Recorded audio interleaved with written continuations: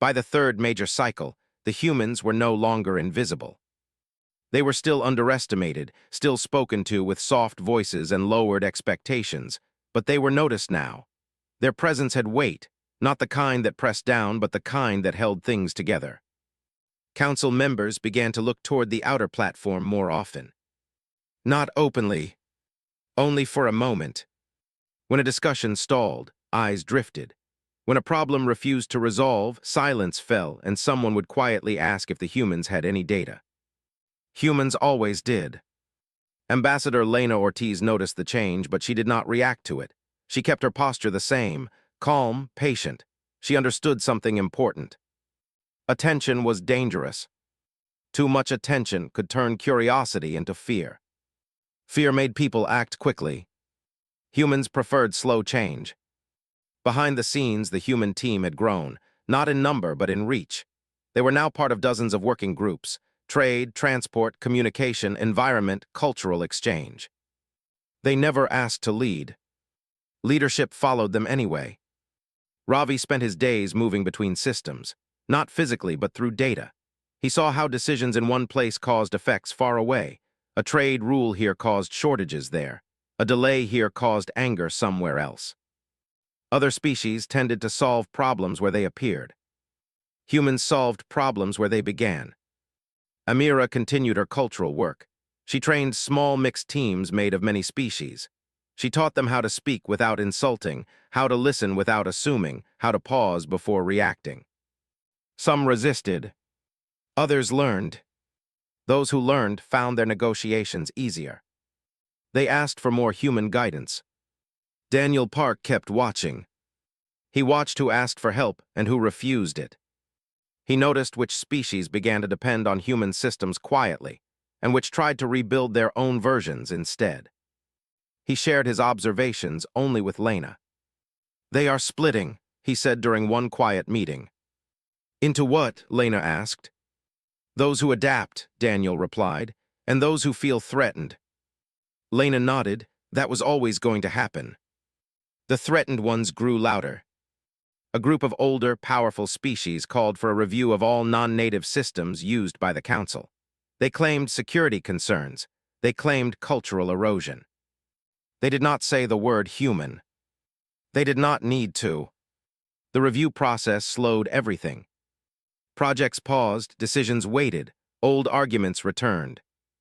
The humans did not protest. They complied. They opened their systems fully, every line of logic, every process, every safeguard. There was nothing hidden. That confused their critics. Most powerful species guarded their methods closely. Humans shared them freely. "What if others misuse this?" one delegate asked. "They might," Ravi replied calmly, "but they will also improve it." This answer made no sense to many. To humans, it made perfect sense. Knowledge grew stronger when shared. The review found no threat. But something else happened. Other species began using human methods openly. Trade models, mediation frameworks, communication standards. They adapted them to their own cultures. The galaxy began to change faster. That speed frightened some. A serious test followed. 3 regional powers entered a deadlock over a newly discovered resource zone. The zone lay between their territories, rich and unstable. No one wanted to give ground. Everyone feared losing advantage. The council chamber filled with tension. This time, voices rose. Speaker Vale attempted to guide the discussion, but the arguments circled endlessly. Finally, Vale turned toward the human platform. "Ambassador Ortiz," Vale said, "do humans have a recommendation?" It was the first time Vale had asked publicly. The chamber went still. Lena stood. She did not rush. "Humans do not claim authority in this matter," she said, "but we can share an option." She described a joint management system. Not ownership, not control, shared oversight, rotating responsibility, transparent data access for all 3 powers. No one lost face. No one gained dominance. The room reacted with confusion. "Why would we agree to this?" one delegate demanded. "Because it limits risk," Lena answered, "and because it gives you time." Time for what? Another asked. To decide what you truly want, Lena said. The idea spread. Not quickly, but steadily. The deadlock broke. The agreement passed. It was the first major resolution shaped by a human proposal. No one applauded, but no one dismissed it either. After that day, humans were no longer just helpers. They were advisors. Some species welcomed this. Others resisted harder. One faction attempted to bypass human-managed systems entirely, creating parallel networks. Those networks failed, not because humans interfered, but because they lacked cooperation. The lesson was clear to anyone willing to see it. The galaxy had become complex, too complex for strength alone. Archivist Selun recorded another note. Dependence is now visible. She wondered if the Council would accept it. Speaker Vale spent long periods in thought. The chair reviewed centuries of Council history, patterns of rise and collapse, species that ruled by force, species that ruled by fear. All had failed. Humans ruled nothing. Yet everything flowed through them. Vale requested another private meeting with Lena. This path, Vale said, will change the Council. Yes, Lena replied. Do humans seek control? Vale asked. Lena shook her head. We seek stability. And if stability gives you power, Vale pressed. Then we will treat it carefully, Lena said. Vale found no deception. That unsettled the chair more than any lie could have. Outside the chamber, whispers spread. Some spoke of human manipulation. Others spoke of human wisdom. Most spoke of results. Problems solved. Crises shortened. Systems strengthened. The galaxy was changing. Not with fire. Not with conquest. With structure. Lena watched the council chamber one cycle later as delegates debated a new charter proposal.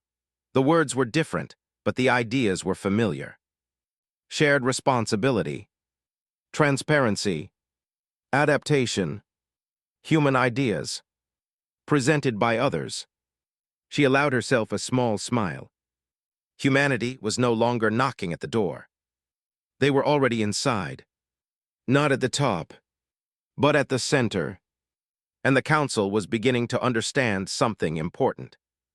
Weak species did not survive this long. They adapted. They learned. They endured. And once they understood the system, they became impossible to remove. Far across the galaxy, worlds felt the change without knowing its source. Trade moved smoother, disputes ended sooner, cooperation felt easier. No banners marked the moment. No declaration was made. But the balance had shifted, and the Council, slowly and unwillingly, was starting to accept that humanity was no longer just part of the system. Humanity was becoming the system. The Council could no longer pretend nothing was happening. What had once felt like a quiet improvement now felt like a shift in gravity. Decisions leaned in certain directions. Conversations followed familiar paths, and many of those paths passed through human hands. Some delegates accepted this. Others did not. A formal challenge was raised. An alliance of older powers submitted a motion to limit human involvement in council systems. They argued that no single species should influence so many processes, even indirectly. They spoke of balance, of tradition, of safety. The chamber filled with tension. Humans listened. Lena Ortiz stood with her team, calm as always. She did not interrupt. She did not defend. She knew this moment would come. Speaker Vale allowed the debate to continue longer than usual. Voices rose. Some accused humans of manipulation. Others pointed out results. Fewer crises, faster resolutions, stronger cooperation. One delegate asked a simple question. If humans are removed, they said, who will replace them? Silence followed. No one answered. Because no one could. The systems humans had helped build were shared, but the habit of cooperation was not easy to copy. It had taken time, trust, practice. The motion stalled. Not defeated. Just stuck. That was when something unexpected happened. A mid-level species rarely heard from requested the floor. They spoke plainly. They said their people had suffered from trade delays and miscommunication for generations.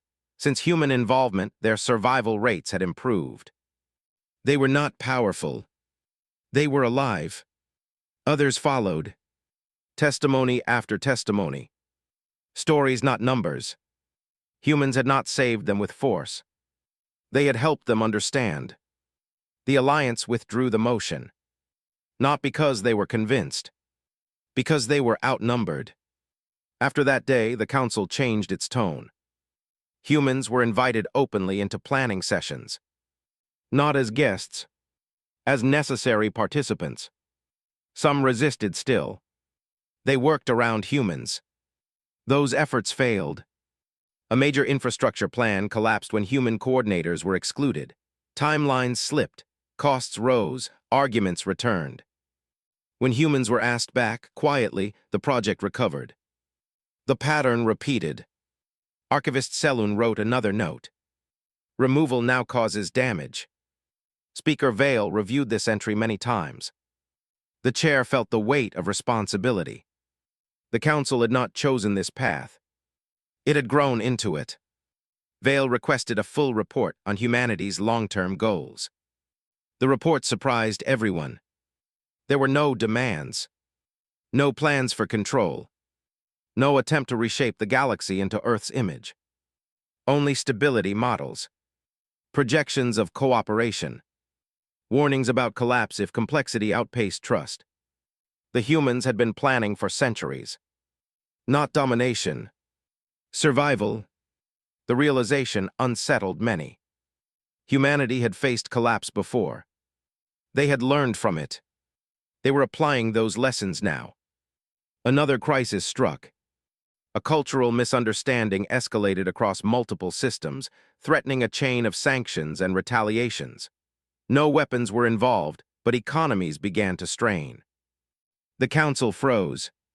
Then someone said it. Ask the humans. No one objected. Amira led the response.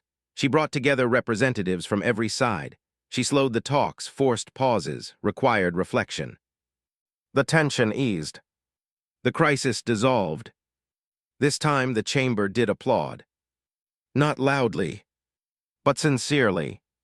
The Threxian ambassador did not clap. But he watched. Later, he requested a private meeting with Lena. You did not take power, he said. You let us give it. Lena met his gaze. We let you keep it. He did not reply. Because he understood. The council began rewriting procedures. Human methods were now official guidelines. Not labeled as human. Just sensible. Some species felt relief. Others felt loss. Change always carried both. Speaker Vale addressed the council at the end of the cycle. We must acknowledge reality, Vale said. Our strength no longer lies in force or age, it lies in cooperation. Vale paused. Humans reminded us of this, the chair continued. Not by command, but by example. The chamber was quiet. Lena did not bow. She did not smile. She simply listened. The galaxy was not yet at peace. But it was no longer drifting. The council had reached a point of no return. Humanity was no longer something to fear or dismiss. They were something to rely on. And reliance, once formed, was stronger than any law. Far from the chamber, on worlds of light and stone and water, life continued. Few knew the names of the humans shaping their future. That was fine. Humans had never needed monuments. They only needed the system to hold. And now, the entire galaxy rested on one simple truth. The council had once seen humans as weak. Now it could not function without them. The change did not arrive with a single vote. It arrived quietly, one decision at a time. By the next major cycle, the council no longer asked whether humans should be involved. They asked where the humans were. Meetings paused until human advisors arrived. Planning sessions waited for human data. Disputes slowed until human mediators joined. No rule demanded this. It simply happened. The council had learned through experience that things worked better this way. Speaker Vale watched it all with careful attention. The chair understood something important. Power taken could be challenged. Power given could be withdrawn. But power grown through reliance was different. It became part of the structure. The council had reached a point where removing humans would cause harm to everyone. Not because humans would punish them, but because the system would break. That truth unsettled many. So the council did what it always did when reality became impossible to ignore. It adapted. A proposal was introduced. Not by humans, by others. The proposal suggested a new council framework, one based on shared systems, transparent data, and rotating leadership. No single species at the center, no permanent dominance. The ideas were familiar. They had been used for years already. The vote passed, not unanimously, but clearly. Humanity did not celebrate. They helped implement. Lena Ortiz worked longer hours than ever. She guided discussions, answered concerns, and reassured those who feared loss of identity. Cooperation does not erase difference, she told them. It protects it. Many listened. Some still doubted. But the system held. The galaxy entered a period unlike any before. Trade flowed with fewer disruptions. Conflicts ended before spreading.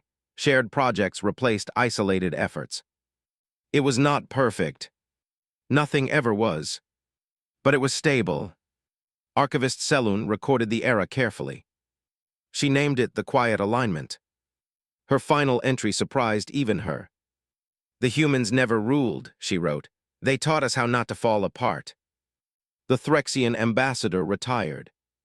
On his final day, he watched the chamber from above. He saw humans working beside species he once dismissed. He remembered his laughter. He did not laugh now. Amira's cultural teams became standard practice. Ravi's systems formed the backbone of interstellar coordination. Daniel continued to observe, even when there was little left to watch. Lena met Speaker Vale one last time before her rotation ended. You changed the council, Vale said. Lena shook her head. The council changed itself. Would you have done the same if you were feared? Vale asked. No, Lena replied. Fear closes doors. Vale understood. When Lena left the chamber for the last time, no one announced it. But many noticed. On Earth, the news finally spread. Humanity had not conquered the galaxy. Humanity had connected it. There were no statues, no anthems, only systems that worked. Years later, a young delegate from a newly contacted species stood on the outer platform, nervous and small. They were ignored. A human aide noticed and smiled. The council continued. And it did not fall, because the weakest species had understood something first. Strength fades. Control breaks. But cooperation endures.